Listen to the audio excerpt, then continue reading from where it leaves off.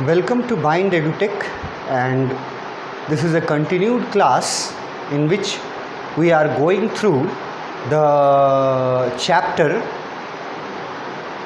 We Are Not Afraid to Die If We Can All Be Together।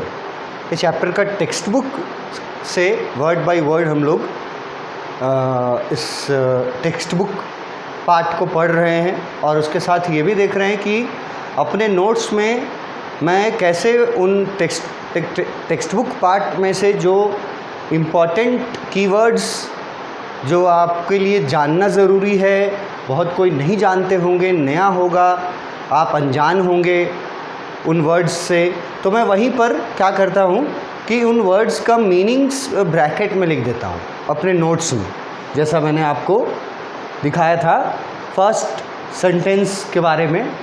ये देखिए, ये मेरा नोट्स है, ये ब्रैकेट में देख रहे हैं। आई सेट सेल का मतलब है स्टार्टेड जर्नी। फिर ब्रैकेट में देखिए डुप्लीकेट का मतलब कॉपी और रिपीट। फिर देखिए वॉयज का मतलब ब्रैकेट में लिख दिए हैं लॉन्ग जर्नी। उसके बाद यहाँ कैप्टन जेम्स कुक, यहीं तक हम लोग फर्स्ट सेंटेंस पढ़े थे, जो हम लोग का टेक्स्ट बुक का पार्ट। ये टेक्स्ट बुक फर्स्ट सेंटेंस हम लोग यहाँ ख़त्म किए हैं, थर्ड लाइन तक। इसमें बताया गया है डेट, ईयर, कौन कौन थे बोट पर, किसकी कितनी उम्र थी, और कहाँ से उन्होंने शुरू किया था, और वो जो जर्नी कर रहे थे उस जर्नी के पीछे पर्पस क्या था। इतना हम लोग अभी तक जान चुके हैं। यहाँ तक जेम्स कुक फर्स्ट पैराग्राफ का फर्स्ट सेंटेंस हो। तो अगर आपको थोड़ा बैकग्राउंड के बारे में पता रहे, मैं रिलेट कर रहा था प्रीवियस वीडियो में कि हमको लगता है कि जो बातें बताई जा रही हैं इनके बारे में मैंने बैकग्राउंड में ही ऑलमोस्ट सारी चीज़ें ये पहले ही बता चुका हूँ मैं आपको। तो ये बैकग्राउंड क्रिएट करने का जो एक तरीका होता है, कहानी पढ़ने से पहले आपको कहानी के माहौल में ढालने का। तो बहुत सारी चीज़ें, अगर वो स्टूडेंट्स जो प्रीवियस वीडियोस देखेंगे मेरे इसी चैप्टर के, जिसमें मैंने बैकग्राउंड, इंट्रोडक्शन, कैरेक्टर्स, बहुत कुछ बताया है, वो प्रीवियस वीडियोस देखेंगे तो उनको हम श्योर हैं कि उनको ये बातें ज़्यादा जल्दी समझ में आएंगी कि यहाँ क्या क्या लिखा हुआ है, क्योंकि मैंने अपने बैकग्राउंड में ही प्रीवियस जब मैं इस चैप्टर का वीडियोस जो बनाया है मैंने, उसमें मैंने ये सारी बातें बताई हैं। ठीक है, लोग वहाँ से निकले, प्लाईमाउथ से निकले, ठीक है, इंग्लैंड में थे प्लाईमाउथ से, और उनका मकसद था डुप्लिकेट करना। अब डुप्लिकेट करना मतलब कॉपी करना। कौन सा काम को डुप्लिकेट करना चाहते थे? The round the world voyage. पूरे वर्ल्ड का एक सर्कल, एक राउंड लगाया था थ्रू जर्नी थ्रू वाटर। 200 साल पहले कैप्टन जेम्स कुक ने जो journey round the world voyage किया था, उसी वॉयज को डुप्लिकेट करना चाहते थे हमारे नरेटर गॉर्डन कुक और उनकी वाइफ। उनकी वाइफ भी उनके इस प्लान में शामिल है। तो उसका मकसद पता चल जाता है कि क्या मकसद था उनका इस वॉयज के पीछे। फिर सेकंड सेंटेंस में यहाँ से लिखा है for the longest time Mary and I. For the longest time का मतलब है बहुत लंबे समय से मैरी और मैं, यहाँ आई गॉर्डन कुक को रिप्रेजेंट करता है। Mary and I a 37-year-old businessman. अब ये यहाँ अपनी उम्र बताते हैं कि मैं और मैरी मेरी वाइफ, और अपनी उम्र बता रहे हैं 37 ईयर, और अपना ऑक्यूपेशन बता रहे हैं, मतलब अपना प्रोफेशन बता रहे हैं बिजनेसमैन। और ये गॉर्डन कुक बोल रहे हैं।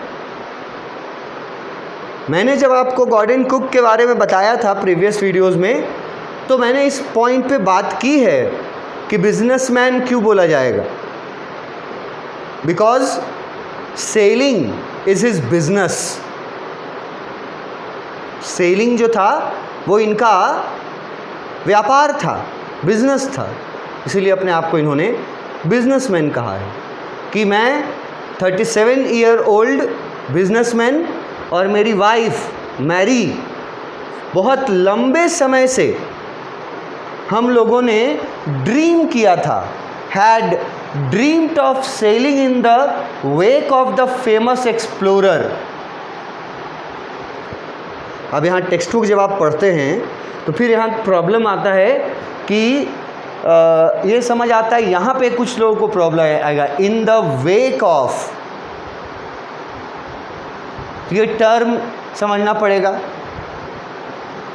अब यही टर्म जब मैं बताता हूँ अपने नोट्स में, तो देखिए मैं कैसे इसमें बता देता हूँ। Mary and I had dreamed of sailing in the wake of,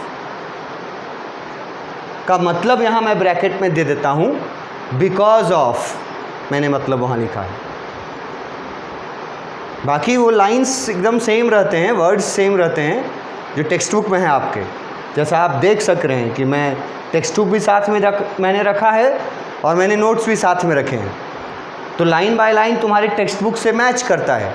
बस फ़र्क उसमें यही है कि उसमें वर्ड मीनिंग्स भी लिखा हुआ है। जैसे यहाँ इन द वेक ऑफ नहीं समझ में आएगा किसी स्टूडेंट को, तो उनके लिए वर्ड मीनिंग वहाँ पर मेरे नोट्स में आपको लिखा हुआ मिलता है। इन द वेक ऑफ का मतलब है बिकॉज ऑफ। ये जो ड्रीम उन्होंने देखा था, अब यहाँ एक ड्रीम वर्ड अभी आ गया, इस वर्ड को भी आपको याद रख के चलना है। ड्रीम, सपना, किस ड्रीम की बात की जा रही है और किन की ड्रीम की बात की जा रही है, कौन सपना देख रहा था और किस चीज़ का सपना उन्होंने देखा था। तो यहाँ ड्रीम करने वाले लोगों में दो लोग को शामिल कर दिया है, मैरी एंड आई दोनों, मतलब गॉर्डन कुक नरेटर और उनकी वाइफ मैरी, दोनों ने एक सपना देखा था। और वो सपना क्या था? सपना जो था वो ये था कि वो एक फेमस एक्सप्लोरर, अब यहाँ पर ये वर्ड एक्सप्लोरर वर्ड उन स्टूडेंट्स को समझ में आ जाएगा, एक तो जिन्होंने मेरा जो बैकग्राउंड के वीडियोस हैं वो देखे हैं, इसके प्रीवियस वीडियोस, उसमें मैंने इस वर्ड का जिक्र किया है, एक्सप्लोरर। और ये वर्ड मैंने यूज़ किया है कैप्टन जेम्स कुक के साथ। 1728 में जन्म हुआ था उनका। तो कैप्टन जेम्स कुक के लिए यहाँ वर्ड यूज़ किया गया फेमस एक्सप्लोरर। आपसे पूछ दे कि यहाँ फेमस एक्सप्लोरर इस सेंटेंस में कौन है, किसके लिए यूज़ किया गया, तो आप सेंटेंस को पढ़ के देखिए, वो यूज़ किया गया है जेम्स कुक के लिए।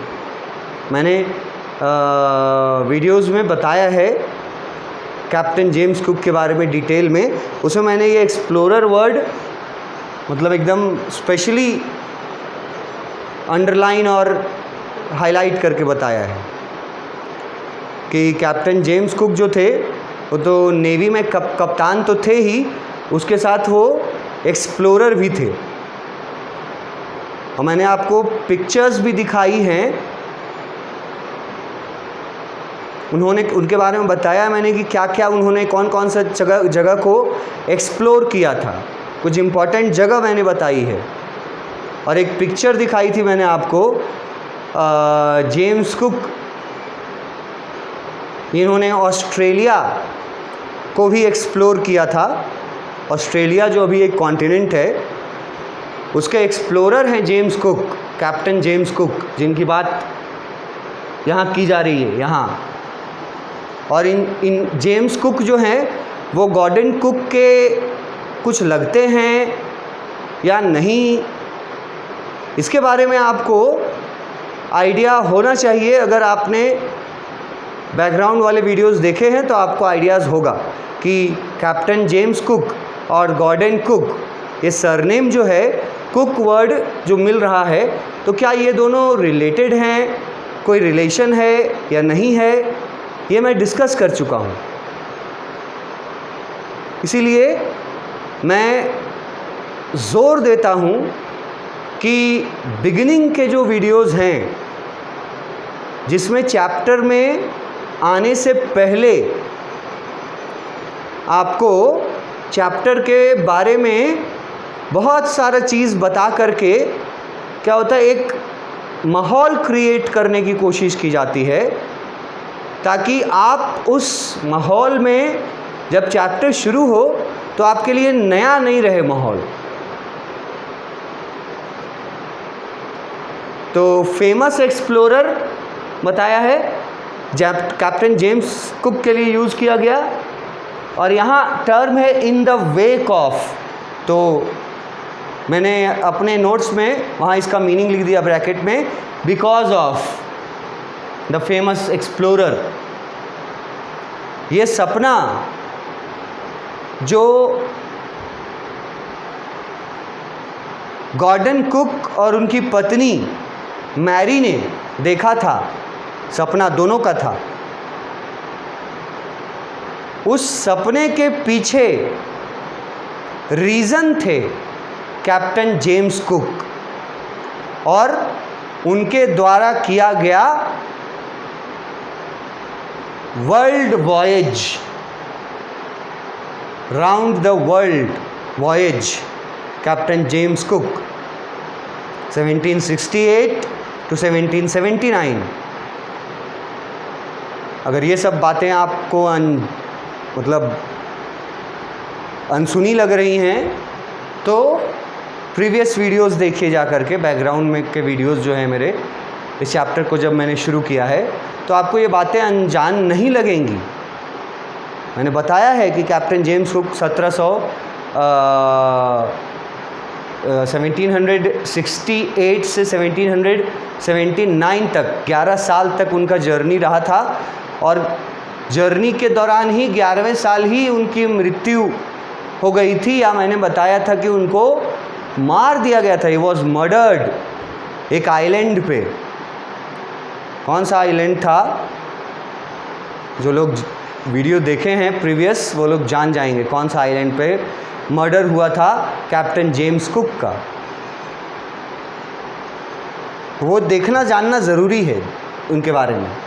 तो यहाँ आपको जानकारी दिया गया कि नरेटर जो है वो 37 इयर्स ओल्ड है जब उसने ये वॉयज शुरू किया है अपनी वाइफ के साथ।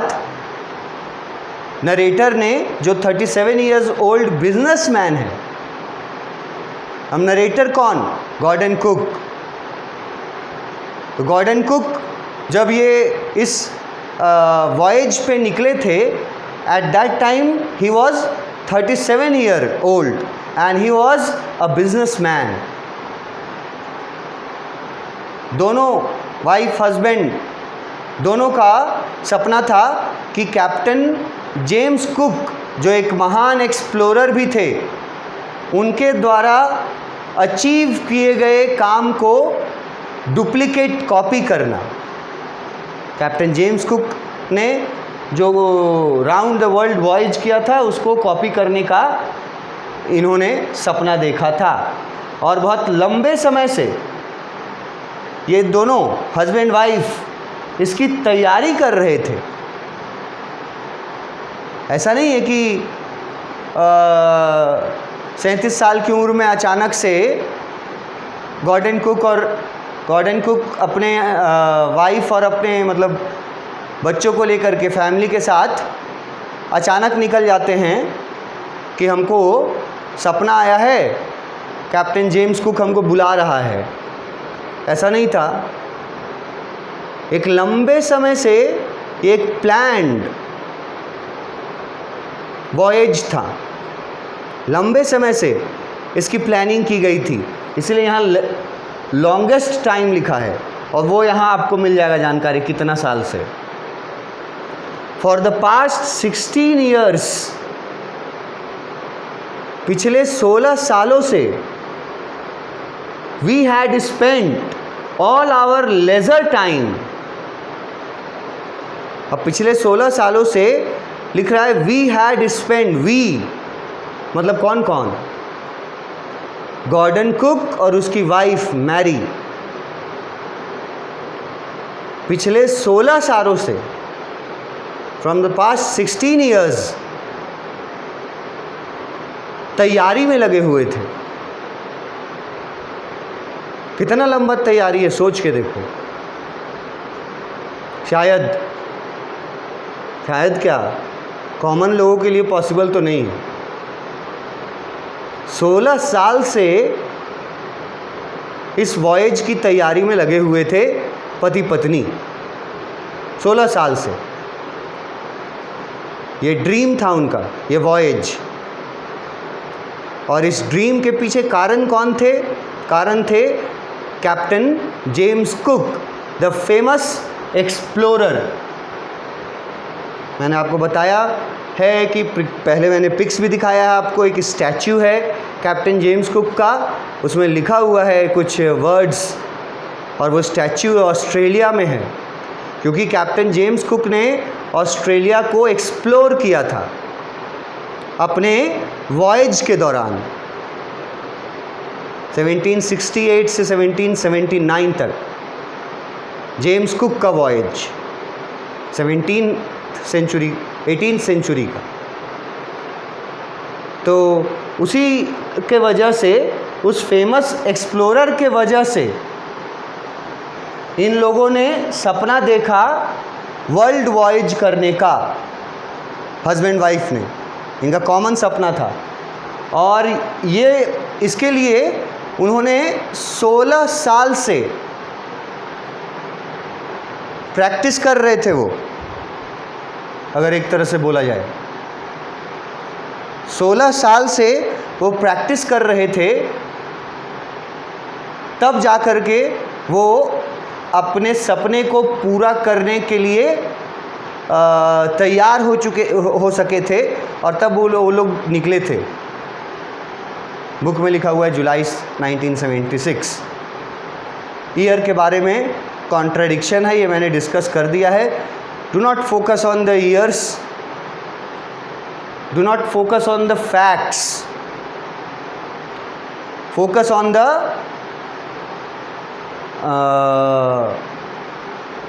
थीम, मोरालिटी, सब्जेक्ट, उस पर फोकस रखना।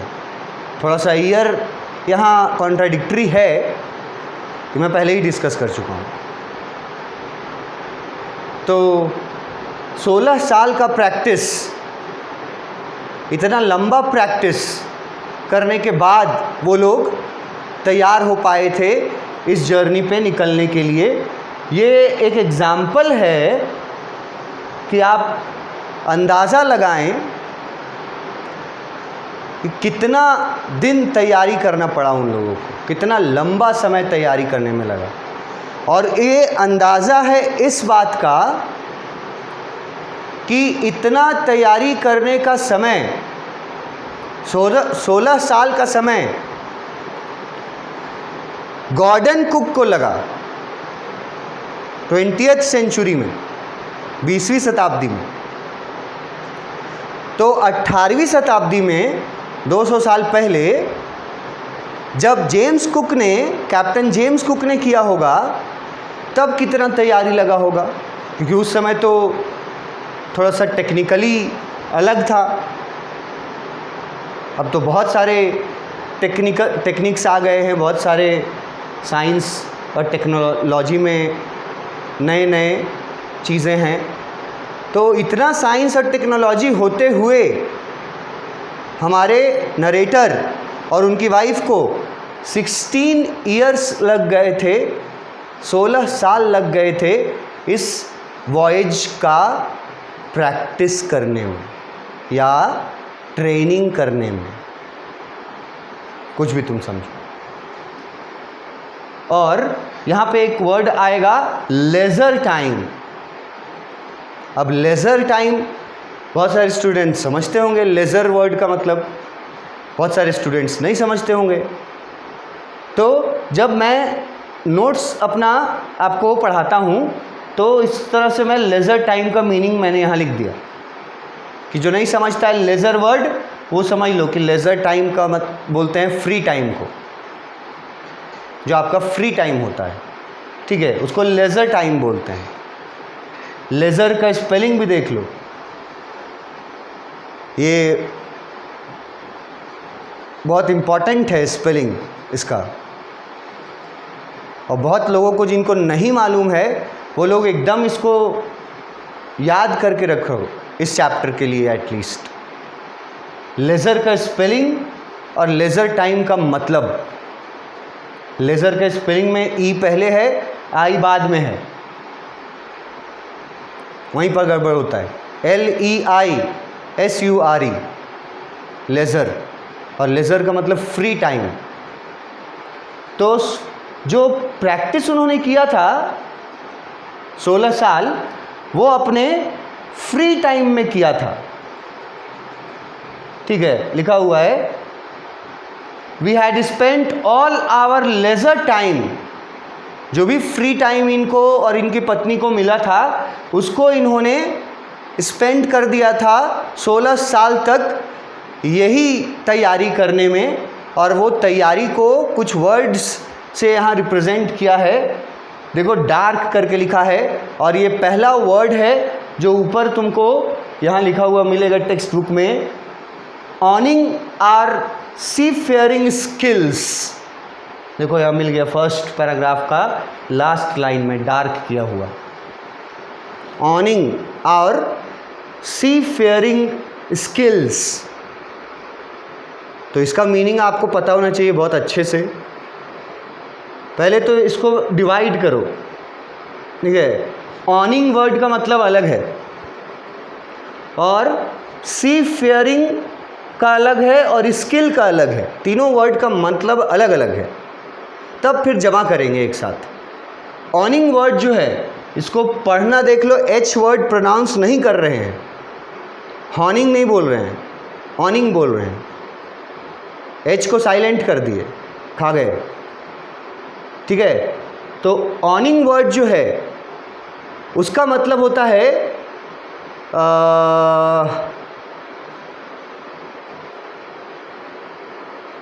ऑनिंग वर्ड को आप समझ सकते हैं शार्प करना, समझते हैं किसी चीज़ को शार्प करना, SHARP। शार्प करने का मतलब होता है तेज़ करना। जैसे ये वर्ड हम लोग यूज़ करते हैं कुछ कटिंग कटलरीज के साथ, कुछ शार्पनिंग। ऑनिंग का मतलब बता रहे हैं शार्पनिंग। और एक आसान वर्ड दे रहे हैं इम्प्रूविंग।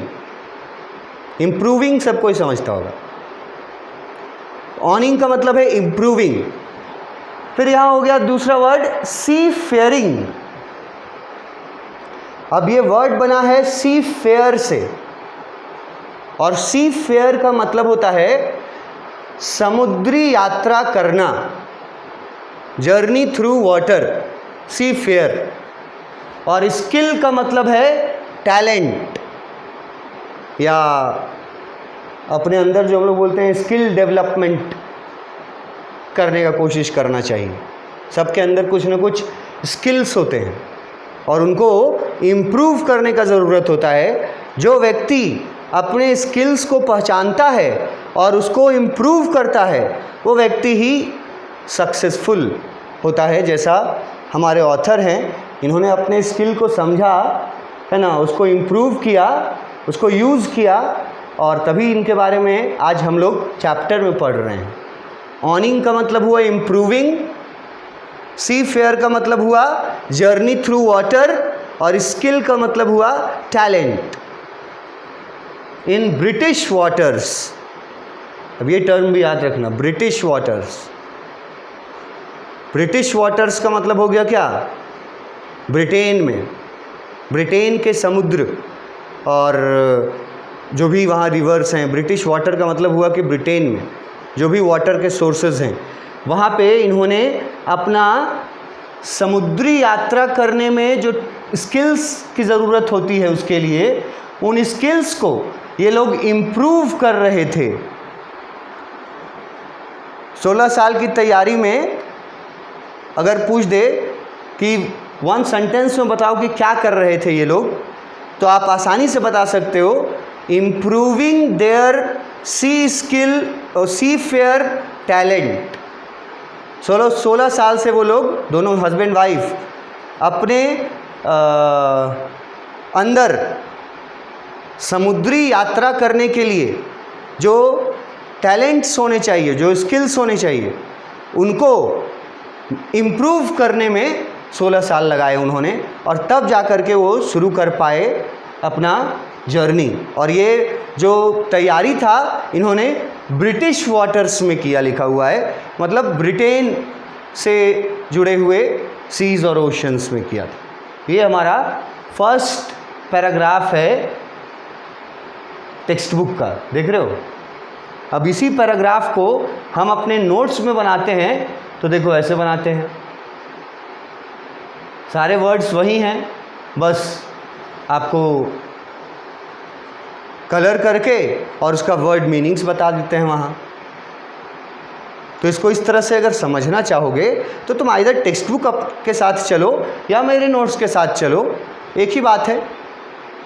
उन्हीं चीज़ों को मैं सिर्फ लिखित रूप से मीनिंग्स लिखता जाता हूँ ताकि जो बच्चे उन वर्ड्स को नहीं जानते वो जान के उसको समझ सकें, कुछ अंदाज़ा लगा पाएँ। नेक्स्ट क्लास में मिलते हैं। Thank you.